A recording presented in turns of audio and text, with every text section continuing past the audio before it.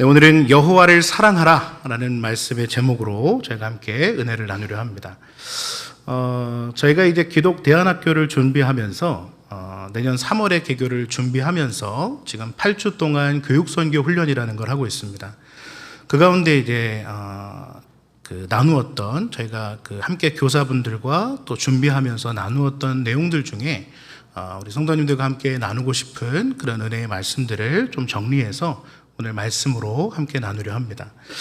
또 말씀도 들으시고 또 대안학교에 대한 관심도 있으시고 하신 분들은 1층 사무실에 이 자료들을 좀 준비해 놓았으니까 목장 예배지뿐만 아니라 또 참고하실 분들은 예배 후에 받아가셔서 참고하시면 좋겠습니다.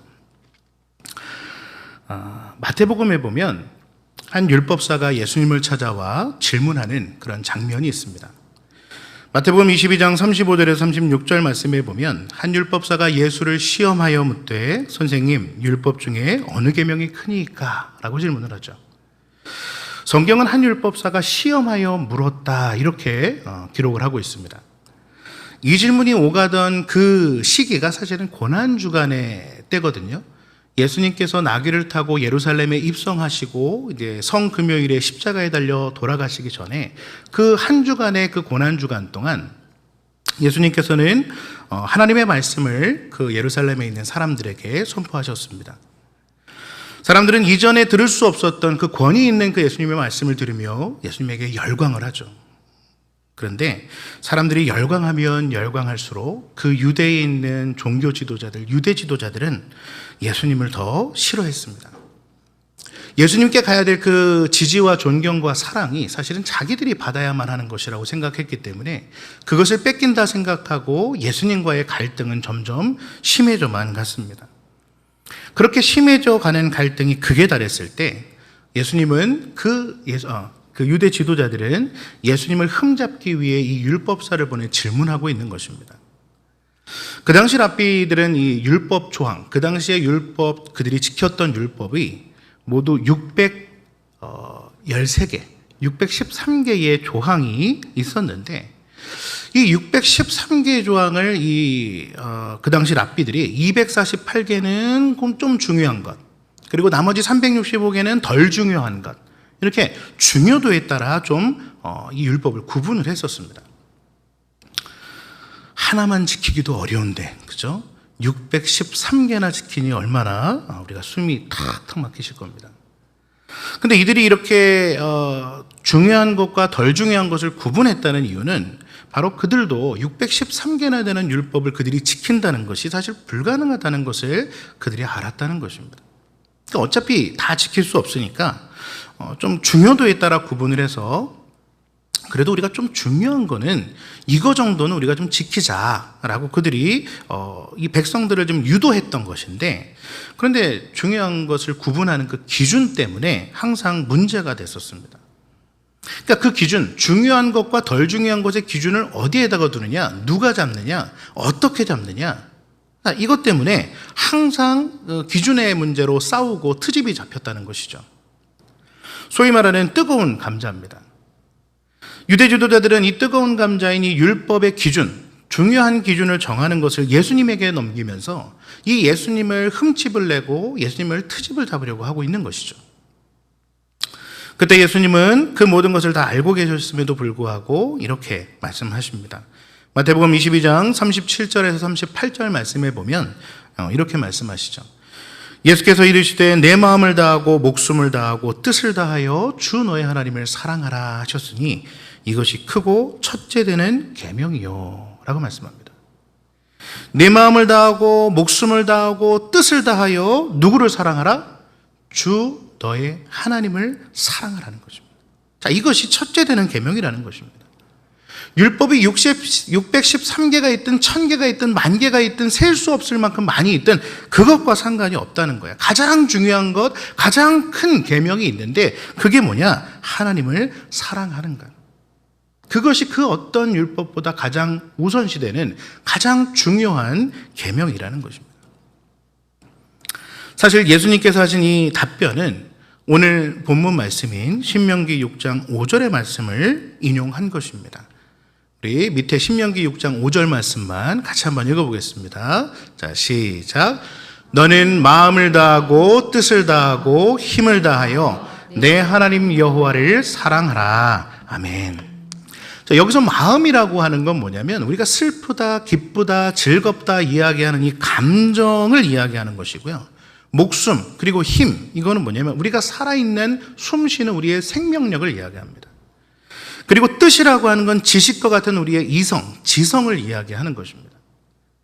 그래서 마음을 다하고 뜻을 다하고 힘을 다해 사랑하라 라는 건 뭐냐, 우리가 가진 전 인격을 다 동원해서 우리의 감정과 우리의 이성과 우리의 생명, 목숨 다 동원해서 온전하게 하나님만 사랑하라 라는 것입니다.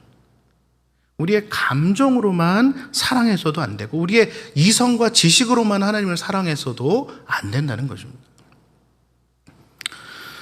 전에 한 친구가 있었는데 이제 수련회 때 찬양하다가 막 혼자서 막 울고 오열하고 막 이렇게 하고 있는 겁니다. 그러더니 이 친구가 저를 붙잡고 뭐라고 하냐면, 야, 하나님 너무 좋다. 하나님 최고야. 하나님 짱이야. 네. 옛날 말이죠. 하나님 짱이야. 네.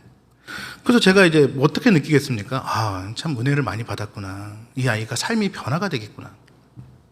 근데 얼마 안 지나서 수련회가 지나고 얼마 안 된 때인데 이 친구를 다시 봤는데 그 표정이 좀 굉장히 싸늘한 거예요. 그래서 이제 이전에 수련회 때의 모습과는 180도 달라져 있는 그런 어떤 모습들이 보여지니까 너무 이상해서 어떻게 된 거냐라고 물어봤더니 수련회 때 이 친구가 말하는 건 뭐냐면 수련회 때 찬양할 때 분위기가 너무 좋았다는 거야. 우리는 이제 이렇게 환하게 찬양하잖아요. 근데 이제 이 수련회 같은 데 가면 어떻게 합니까? 약간 조명도 좀 끄고, 약간 좀 이렇게, 조명을 좀 끄고 어둑어둑하니 사람 옆에 사람 보이지도 않고 자기 혼자 마음껏 찬양도 하고 왠지 그 분위기라는 것이 있잖아요. 그러다 보니까 얘가 이 감정이 터져버린 거야.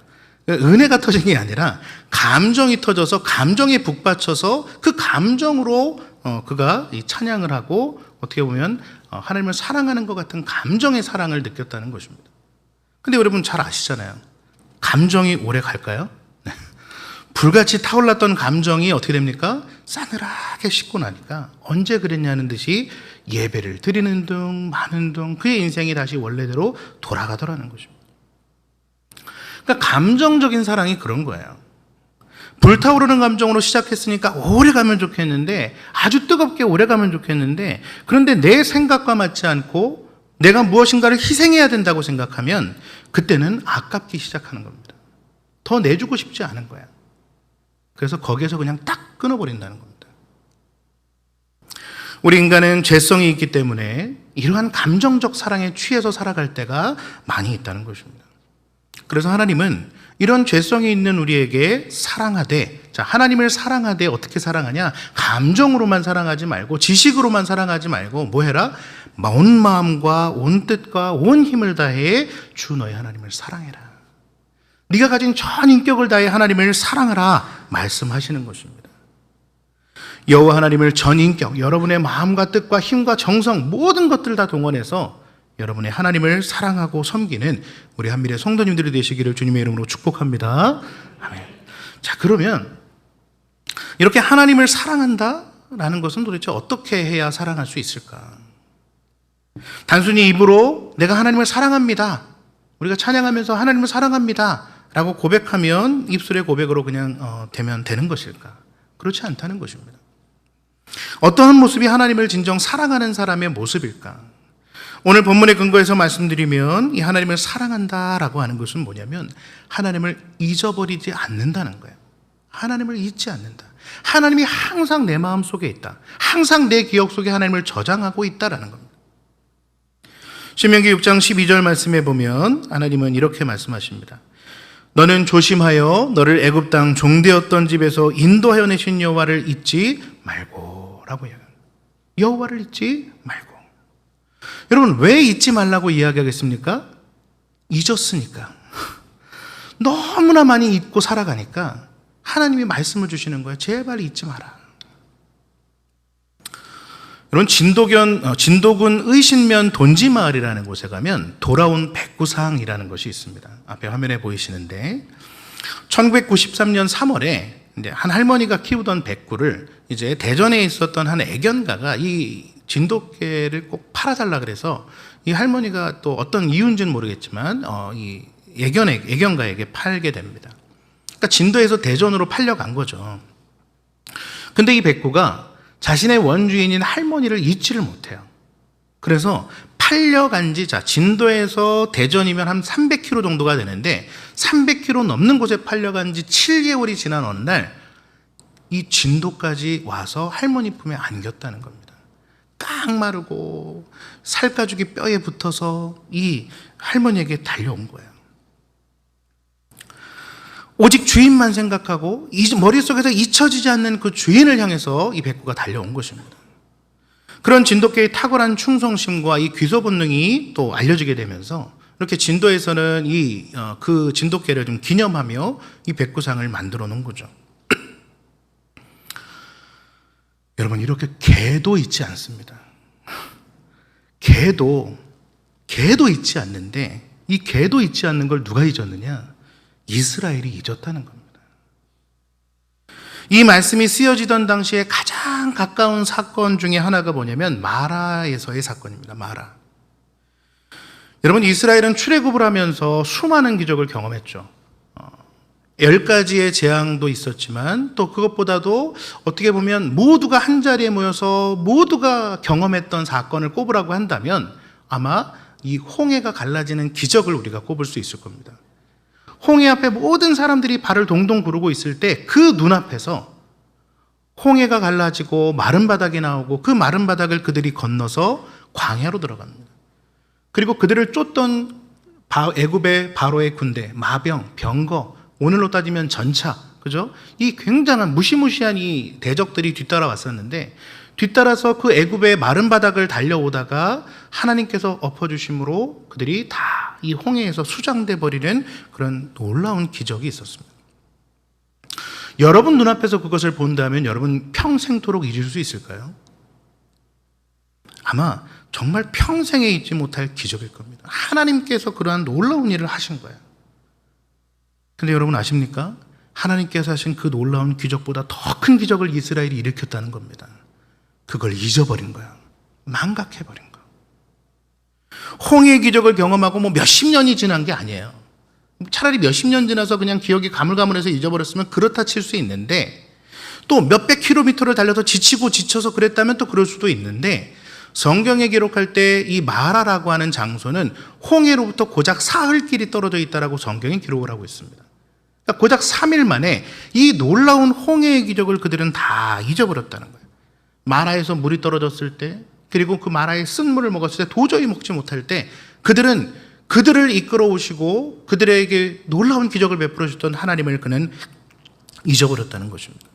그리고 마실 물이 없다고 하나님의 사람을 원망한 겁니다. 사랑하는 성도님들, 안타깝지만 이 이스라엘의 모습이 오늘 저와 여러분의 모습이 아니라고 우리가 어떻게 장담할 수 있겠냐는 겁니다. 우리는 받고 또 받습니다. 하나님이 은혜를 베풀어 주시면 은혜 받고 사랑 베풀어 주시면 사랑 받고 축복해 주시면 그 축복까지 우리는 어떻게 해서든 갈취해서 받는데 동시에 우리는 또 무엇을 하고 있냐면 그것을 뒷구녕으로 잊어버리고 또 잊어버리는 그러한 삶을 살아간다는 것입니다. 그것이 우리의 죄성인 거예요. 그래서 하나님은 모세를 통해 마음을 다하고 뜻을 다하고 힘을 다하여 너희 하나님을 사랑하라 말씀하시면서 그 뒤에 이 말씀을 붙이시는 거예요. 6장 12절에 여호와를 잊지 말고. 불경하게도 제가 만약에 하나님이었다면 잊지 마라 이게 아니라 잊지 좀 마라 아주 강하게 이야기했을 겁니다. 이 정도면 잊지 좀 마라. 야, 홍해까지 갈랐으면 너 이제 믿어야 되는 거 아니냐. 하나님을 잊지 말아야 여러분 하나님을 사랑할 거 아니에요. 하나님이 나를 위해 무슨 일을 하셨느냐, 하나님이 도대체 어떠한 분이시냐, 도대체 내가 그분께 어떠한 은혜를 받았느냐, 이게 우리 머릿속에 있어야 그걸 가지고 우리가 감사하고 그 은혜를 베푸신 하나님을 사랑할 거 아니에요. 팔려간 진돗개가 왜 300km를 달려서 원주인에게 왔겠습니까? 잊혀지지가 않았다는 거예요. 머릿속에서 잊혀지지 않으니까 그 300km를 달려오는 동안 그 주인만 바라보며 온 거예요. 여러분, 우리는 그 진돗개로부터 배워야 되는 거예요. 부끄럽지만. 하나님을 사랑한다? 하나님을 사랑하려면 우리는 하나님을 잊지 않아야 된다는 거예요. 이 세상을 창조하신 하나님, 타락한 우리가 아직 죄인 되었을 때 우리를 위해서 십자가에 달려 돌아가신, 독생하신 예수 그리스도를 이 땅에 보내시기까지 우리를 사랑하셨던 그 하나님의 사랑을 우리가 잊지 않는 것, 그것을 우리의 마음에 두는 것, 그것이 하나님을 사랑한다 고백하는 우리가 가져야 될 모습이라는 것입니다. 여러분, 하나님께서 여러분에게 베풀으신 그 사랑과 여러분의 하나님을 잊지 않으시는 우리 성도님들이 되시기를 축복합니다. 자, 그런데 우리가 잊고 싶어서 잊겠냐는 거예요. 잊고 싶지 않죠. 늘 마음속에 품고 살아가고 싶죠. 하지만 우리의 한계가 있죠. 하나님도 그걸 잘 아세요. 하나님도 이 우리의 안타까운 이 죄성과 참 그 한계를 너무나 잘 아세요. 그래서 하나님은 하나님을 사랑하라 말씀하시면서 하나님을 잊지 않고 사랑할 수 있는 방법들을 우리에게 말씀해 주시고 계세요. 너무 감사한 분 아니십니까? 그렇죠? 하나님을 잊지 않고 사랑하는 방법이 무엇이냐? 오늘 본문 6절에서 9절까지 말씀입니다. 저 여러분이 한 절씩 교독하도록 하겠습니다. 제가 먼저 읽겠습니다. 오늘 내가 네게 명하는 이 말씀을 너는 마음에 새기고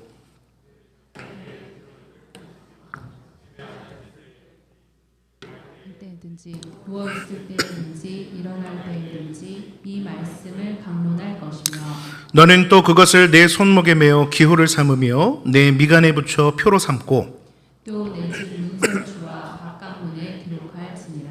아멘.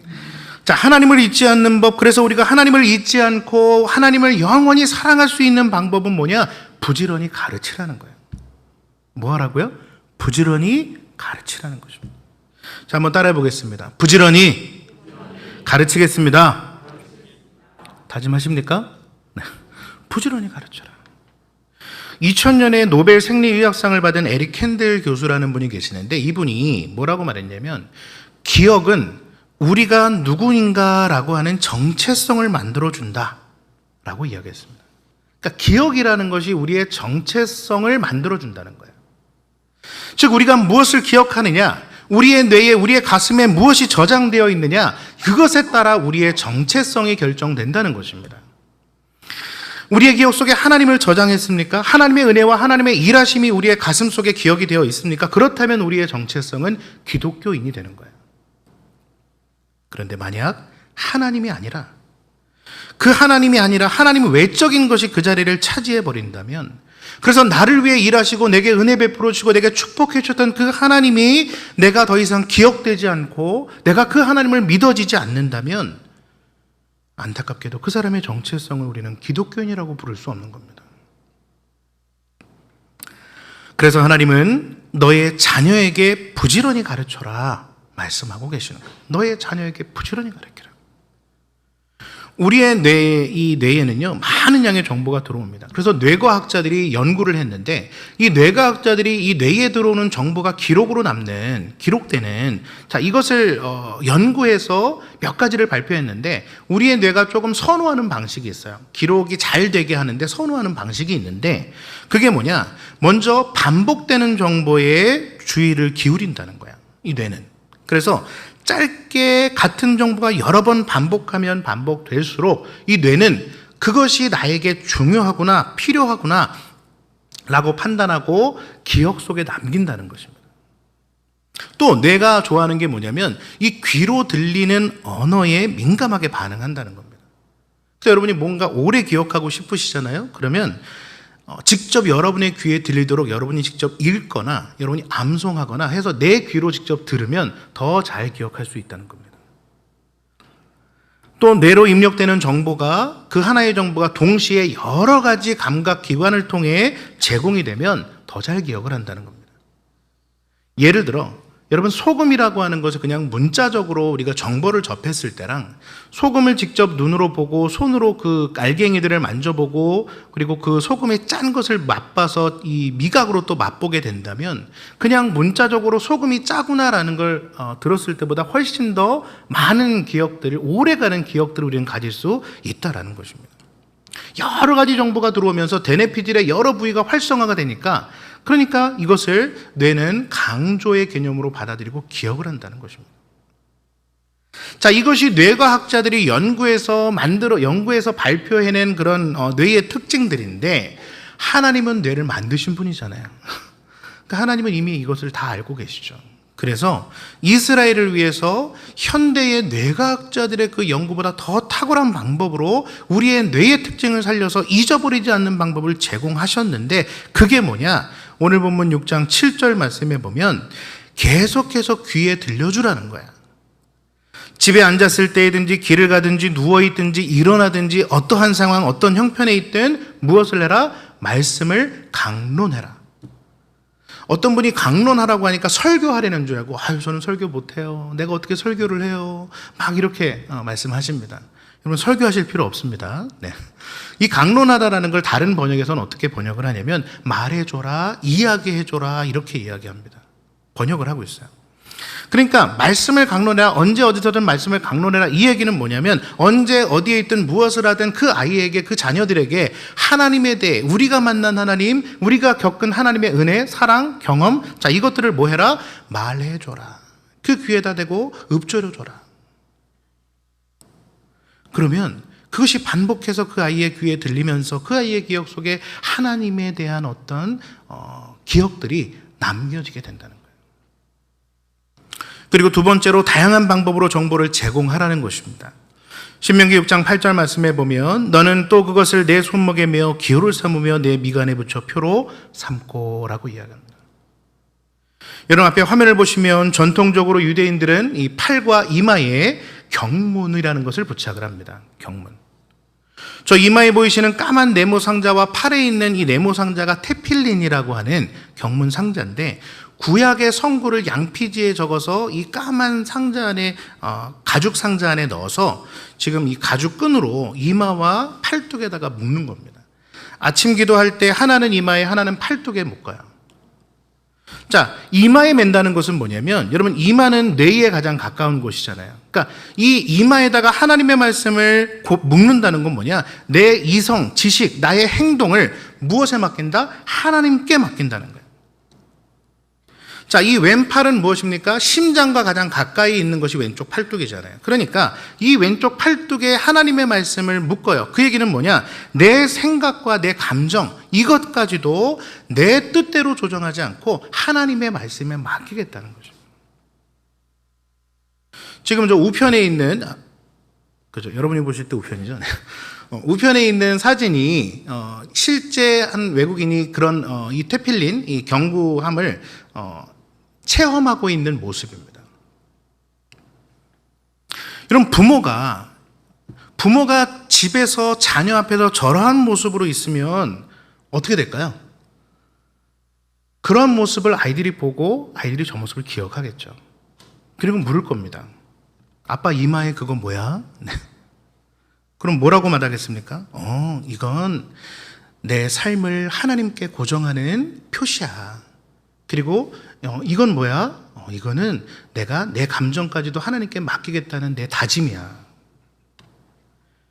아이들은 아버지의 모습을 눈으로 보고 귀로 아버지의 고백을 듣고 그 아이는 아버지의 하나님이 어떤 분이신지, 그리고 자신의 하나님은 어떠한 하나님이 될 것인지 이 아이는 체험으로 배우게 된다는 것입니다. 평생토록 그 모습을 기억하게 될 것입니다.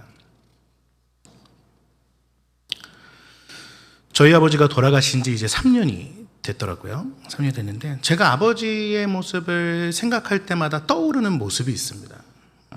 저희 아버지가 이 학원차 운전을 하셨거든요. 25인승 버스를 가지고 운전을 하셨는데 항상 이 길에다가 차를 대시고 거기서 식사도 하시고 쉬기도 하셨습니다. 이제 아이들을 또 기다려야 되니까.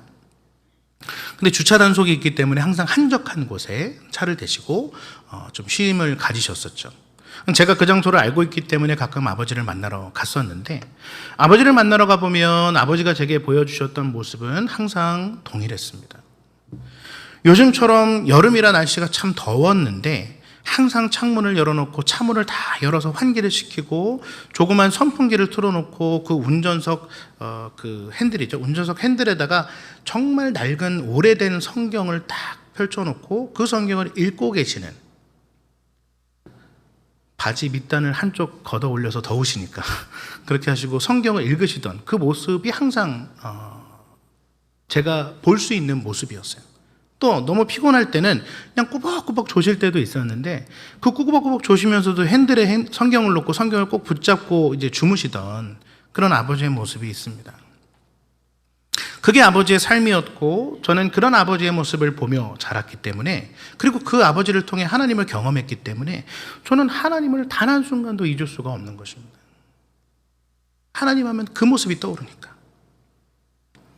생각해보면 저에게 그런 아버지가 있고 그러한 모습을 보여주셨다는 것은 저에게는 진짜 세상 그 어떤 것과도 바꿀 수 없는 축복인 것 같습니다.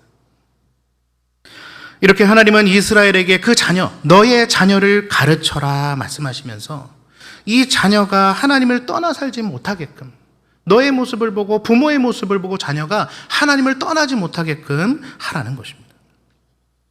그렇게 하나님을 잊지 않고 사랑해요. 그 자녀에게 하나님을 가르치고 또 가르치면 어떻게 될까?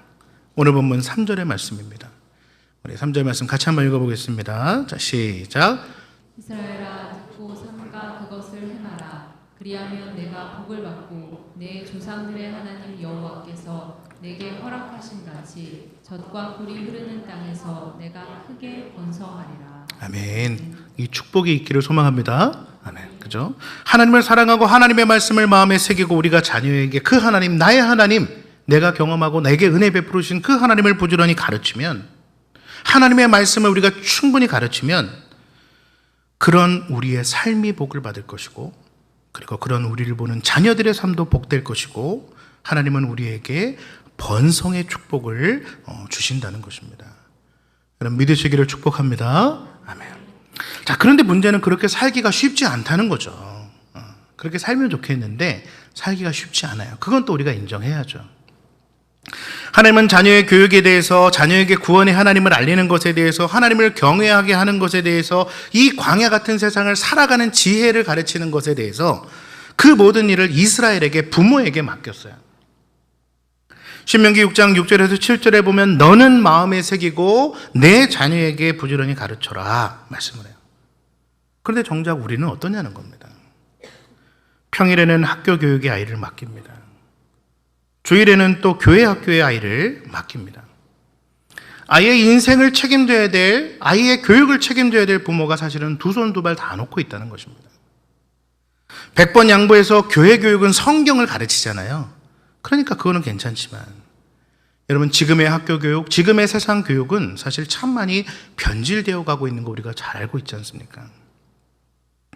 일주일에 단 하루 교회에 와서 그 아이들이 무엇을 배우느냐? 창조의 하나님을 배우고, 하나님이 이 땅을 창조하셨고 새를 만드셨고 물고기를 만드셨고 그리고 마지막 사람을 만드셨다라는 걸 아이들이 배우고 아멘하고 그들이 돌아갔는데, 당장 월요일부터는 학교에 가서 무엇을 배우느냐? 진화론을 배워요. 만약 우리가 아이들을 가르친다면 어떻게 하겠습니까? 우리가 진화론을 가르치겠습니까? 내가 내 자녀를 가르칠 때 여러분 진화론을 가르칠 분이 계십니까? 진화론을 가르친다는 건 이런 겁니다. 아이가 아빠에게 묻는 거야. 아빠, 우리 조상은 누구야? 그럼 진화론을 가르치는 아빠는 이렇게 말을 해야 됩니다. 우리 조상은 오스트랄로피테쿠스라고 남방의 원숭이셨지. 그분은 제대로 두 발로 걷지도 못한 짐승이셨어. 넌 그분의 피를 이은 당당한 짐승이란다. 어깨 좀 피고 다니렴. 너 짐승답지 못하게 뭐 하는 거야? 이게 진화론을 가르치는 아빠의 답변이어야 된다는 겁니다. 여러분, 이렇게 가르치면 되겠습니까? 안 되겠죠. 그런데 우리는 알게 모르게 우리의 자녀들을 어떻게 방치하고 있느냐? 그 진화론적 학문과 교육에 노출시키고 그대로 방치하고 있다는 것입니다. 그럼 어떻게 되겠어요? 그들이 하나님을 배우겠습니까? 그들이 하나님을 기억하겠습니까? 하나님에 대해 듣지 못했고 부모로부터 하나님을 경험하지 못했는데 부모의 믿음이 어떤지 알지 못하는데 그들이 어떻게 하나님을 알고 하나님을 사랑할 수 있겠냐는 거예요. 그래서 믿음의 부모가 중요한 거예요. 여러분처럼 오늘 이 자리에 오신 우리 성도님들처럼 성경을 알고 그 성경대로 우리의 인생을 설계하는 이 믿음의 부모가 우리의 다음 세대에게는 중요하다는 것입니다. 하나님은 우리에게 성경이라고 하는 인생의 설계도를 우리에게 주셨어요. 그것보다 더 필요한 것은 없어요. 그것대로 가르치고 성경대로 가르치고 살아가도 부족한 게 사실 우리의 인생입니다. 로마서 16장 19절에 보면 이렇게 말씀합니다. 너희가 선한 데 지혜롭고 악한 데 미련하기를 원하노라. 선한 데 지혜로워라. 하나님의 말씀을 배우고 하나님의 말씀을 가르치고 하나님의 말씀대로 살아가는 데는 뭐 해라? 지혜로워라. 근데 악한 데는 어떻게 해라? 미련해라. 하나님의 말씀과 반대되는 것들, 그것들에는 미련해도 돼. 아니, 미련해야 돼 라고 성경은 말하고 있는 거예요. 사랑하는 성도님들, 오늘 우리는 어디에 지혜롭고 어디에 미련하게 여러분은 살고 계시냐는 겁니다. 선한 데 지혜롭고 악한 데 미련한 성도님들이 되시기를 소망합니다. 그래서 이 악한 세대 속에서 우리의 자녀들을 키우되 어떻게 키우느냐? 올바른 성경적 가치관을 가진 가르침으로 이 세상 가운데 선한 영향력을 가진 믿음의 리더로 세워나가는 것. 그것이 우리가 믿음의 부모로서 해야 될 일이라는 거예요.